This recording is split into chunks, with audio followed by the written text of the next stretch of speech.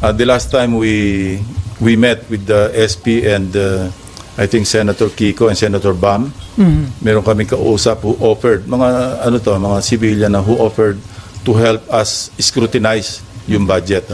Meron sila mga resource persons na nag-offer ng assistance. So, we welcome and marami kaming na-discuss doon. Number one, alisin talaga namin yung unprogrammed fund. Ang program appropriations, matitira lang yung sa foreign assisted. Of course, yung sa special purpose, yung contingent, yung mga quick reaction fund, hindi naman pwedeng alisin yon kasi paano kung mayroong calamity. Second, yung full transparency. Na-discuss na namin ito and we agreed with the Senate President, Senator Gatchalian, na hanggang sa BICAM, fully transparent. Hindi pa lang niya raw na-figure out how to go about it. But ang initial step is, hindi na po pwedeng merong alien na papasok do sa disagreeing provisions. We will limit, for easier monitoring pati, we'll just limit ourselves to putting up a matrix o kaya just juxtapose lang yung House version against the Senate version, and we will confine or limit ourselves to synchronize, to reconcile the disagreeing provisions. Hindi na po pwede yung wala naman sa House version, wala naman sa Senate version, papasukan natin ng kung anong version. Wala na yon. Kasi that's the real intent or purpose of the bicameral conference, especially sa budget. Reconcile the disagreeing provisions. So at least along that line, nagkakasundo kami, and that's a good step para talaga maging transparent yung pagpasa natin ng budget all the way to the BICAM, all the way to the enrolled bill. Sir, parang na-miss nyo yung mga budget hearings. So, pagdating sa plenary, doon ba kayo babawi? Yeah, kasi na-immobilize nga ako. I was naka-decommission ako for 2 weeks because of my corneal surgery, Kaya, but sabi ko sa mga staff, bawi na lang ako sa plenary. So, we're preparing for the plenary debates, and I hope I can still contribute my worth do sa pagpasa ng budget. Sir, balikan ko lang yung sa hearing. Invited na po ba sa next hearing si former Congressman Saldico and former House Speaker Martin Romualdez? Although yung kay former Speaker, although we will invite him through Speaker Boji D, wala naman talagang direct na pag-implicate sa kanya except yung statement ni Gutesa, but we'll give him the opportunity to respond. But again, observing in the observance of interparliamentary courtesy, kukors namin invitation sa kanya through the Speaker. Yung kay Congressman, ex-Congressman Saldico will send the invitation doon sa kanyang established na residence. Kaya lang, sir, yung Office of the Ombudsman, mukhang dun sa last known residents, parang they refuse to accept yung pinadala ng Ombudsman. Well, it's up to them, Kasi kung hindi ma-hit yung invitation, ang susunod subpoena. At kung hindi pa rin siya sisipot, based on the subpoena, then somebody may move for the issuance of a contempt citation and eventually a warrant of arrest. At yung warrant of arrest, sir, yun, pwedeng hingin ang tulong ng Interpol para arestuhin kung saang bansa siya nandun?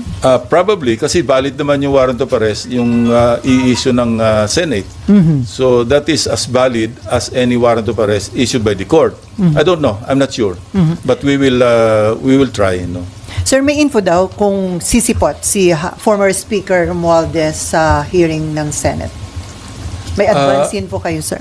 Wala. Iniintay ko yung feedback niya or feedback ni Speaker D. At saka dating Speaker Romualdez din kay SP Soto. Kasi coordinate lang ako sa office ni Senate President or kay Senate President himself.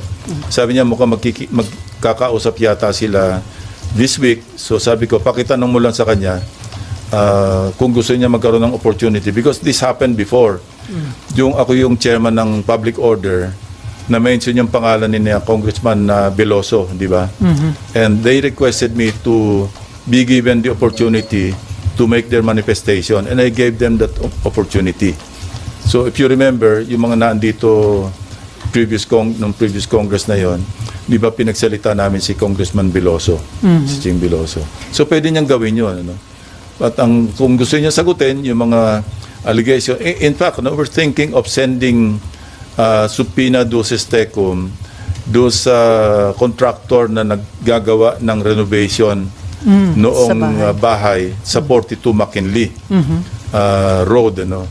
At saka yung security agency na naggugwardya ron. So kung meron silang logbook, ipapadala namin yung logbook dito to find out if indeed between the period December 2024 hanggang August 2025, I believe yun yung period na sinasabi ni Gutesa na nagde-deliver sila ng pera do sa 42 McKinley Road.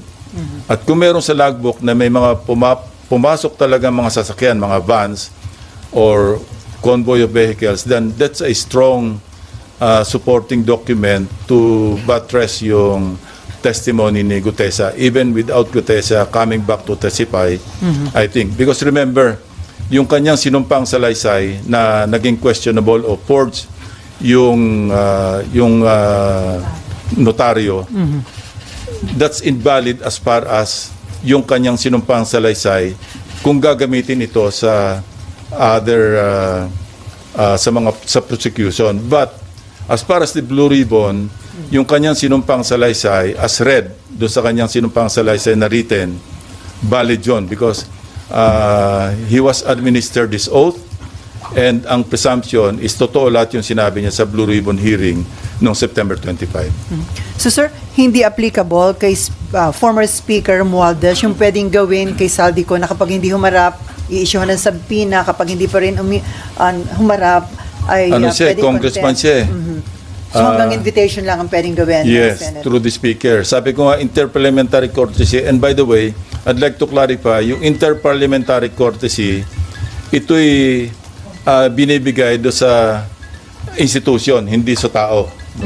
Kaya nga interparliamentary courtesy kasi courtesy ng Senado sa lower house and vice versa. Anyway, okay. Amor? Marlon? RG? Ako si Camille. Nahin natin, Amor. Opo.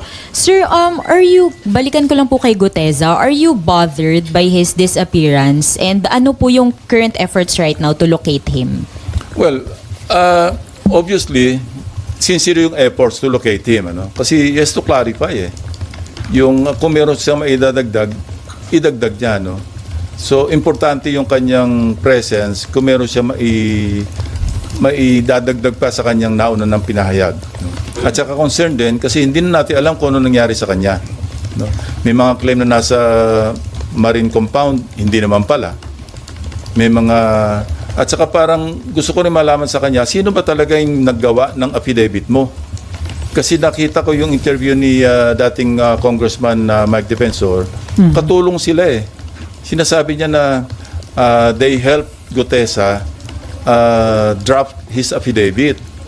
So, kailangan maklarify din yun. Hindi ba ang sariling gawa ni Gutesa yung affidavit? Kung hindi niya sarili, sino yung mga tumulong sa kanya na maggawa ng affidavit?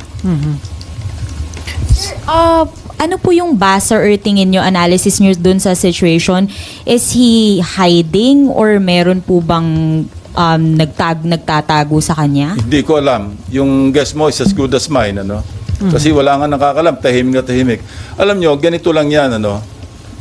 Kung ang hangad mo, mag-prosecute talaga, makapagpa-convict talaga, dapat hindi siya nawawala. Kasi ang pwede lang mag-prosecute sa kanya, DOJ or Ombudsman. Hindi siya mahanap ng DOJ. Hindi siya mahanap ng Ombudsman. Kung ang intention mo, magpropaganda lang, diyan ka sa Blue Ribbon at mawala ka na. Kasi yun lang eh. Sa ngayon, di ba, nagkaroon ng isipan sa mga kababayan natin na siya lang ang nakapag-implicate kay Speaker Romualdez. Yan ang... Yung although kay Congressman Saldico, hindi lang siya, ang dami pang ibang nag-implicate sa kanya, nauna na. Pero ang importante rito, in-implicate niya si dating Speaker Romualdez at nag-iisa siya nakapag-implicate. Pagkatapos nawala siya.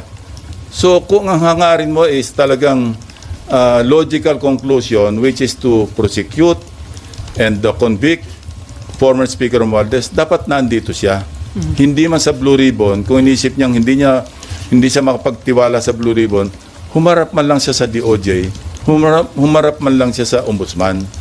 Kung yun ang hangarin.